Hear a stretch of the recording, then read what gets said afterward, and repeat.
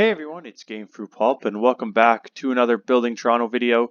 Today's video is something that I normally wouldn't do a full Building Toronto video about. I maybe would do a Building Toronto Extras video, but I thought that this was worthy of its own video on the main playlist. So we recently have added a new builder to the project. It wasn't something that was planned. We weren't looking for new builders. It just sort of ended up happening. Brims Toast, or Seth Bacon. He's got two player names. That is the name of the person we've added, and he's been on the team for about a month now, and since we've added him, he's been a really great addition to the team. He's built some great stuff, he's had some great ideas, and this video is basically going to showcase some of the work that he's been doing over the last month, and we'll start at this intersection here. So Seth's main role has been working west in the project while we work on rescaling, and obviously the overall plan of working south through the rail corridor, and then as well as chipping our way east as well. Seth will be tasked mainly with working westward, and he started that with these two buildings that we're going to be showcasing today. And he's also done some really good things in the project to sort of bring forward the realism a little bit further, and those things are demonstrated in this intersection with the street names, the street signs, and all these kind of great things that bring the project to life, as well as sort of fixing up our roads and modernizing them a little bit to make them look a little bit better. So that's sort of some stuff just to showcase right off the bat. Before moving into Seth's builds. And the reason we're showcasing his builds isn't because he's new, although he is new. This will be the first things that he's built that we're showcasing. But the reason we are showcasing them is actually because of the level of detail on his interiors. If you know me, if you've been around the project for a while, you know that I've never been a fan of building interiors. I sort of just do them because they have to be done.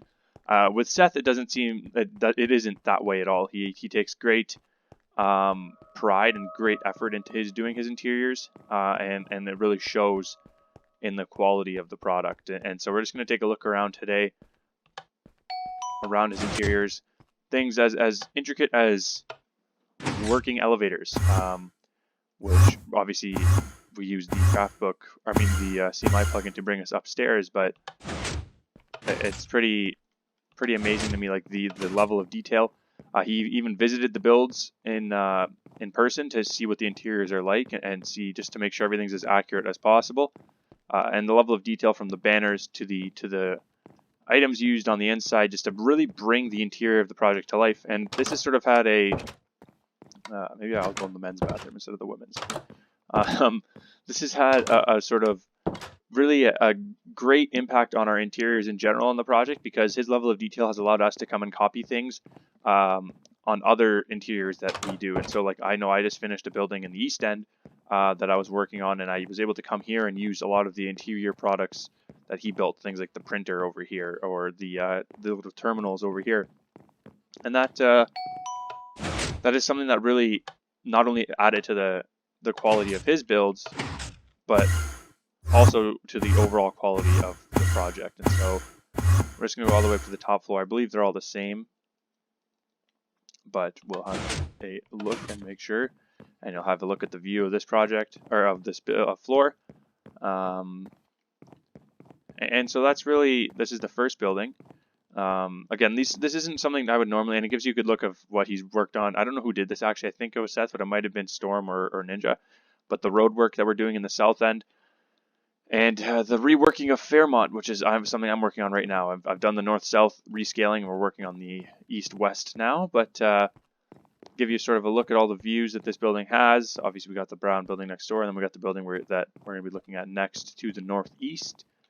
But in general, it was really a great addition to the project, and I'm really happy to have Brims aboard. And his level of interiors, like I said, has really brought the whole quality of the project in general up to another level. So that's the end of the first build, and then moving to the second build, we'll have a look through. I actually haven't looked at the interior of this one yet, so I do have to say welcome to that person. So this is going to be a first for me and for you. And let's see what we got here. We got a restaurant in here. So a nice little restaurant. I assume the kitchen will be this. Yeah, kitchen in here. Got some cool little particle effects to simulate the cooking, I suppose. And then we move into here. Got a little washroom. What do we got? Away to the kitchen. Away to the loading dock. And like I said, just a good level of detail. I don't know what that room is, but that's okay. Then we're back out to the lobby area. We get to the elevators. There we go. That might not work on this one. That's fine. I'll move up a few floors. And we will have a look at what he has done here. So he's even got like little names of the, I don't know if these are actually what's in here or not, but we got a little marketing firm. And again, he uses the similar built things for all the interiors, which is normal because that's what you would normally do. Well, that's what would normally be done in a place like downtown. But then he's got also different styles. He's got a sort of a red theme going here in this law office. Got the printers, like it's all different stuff, right? And it looks really, really good. I got a little emergency stairwell to get out in case of fire because the elevators would be closed.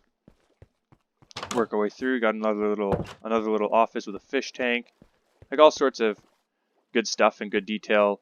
A little dental office here. So you sit here, get your teeth cleaned, and that kind of stuff.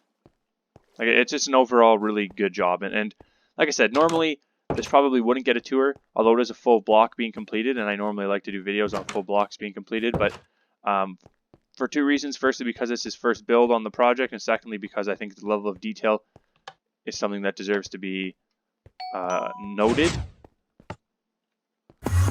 I'm going to showcase it, and so that is really everything. If you want to come and check out the project for yourself, the IP to the server is always in the description below. And if you, here we are down in the parking garage. I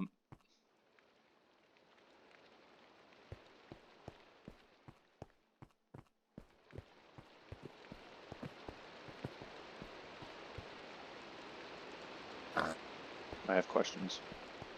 I have many questions. Anyways, if you are looking to join the server and check out the project for yourself, the IP is always in the description down below.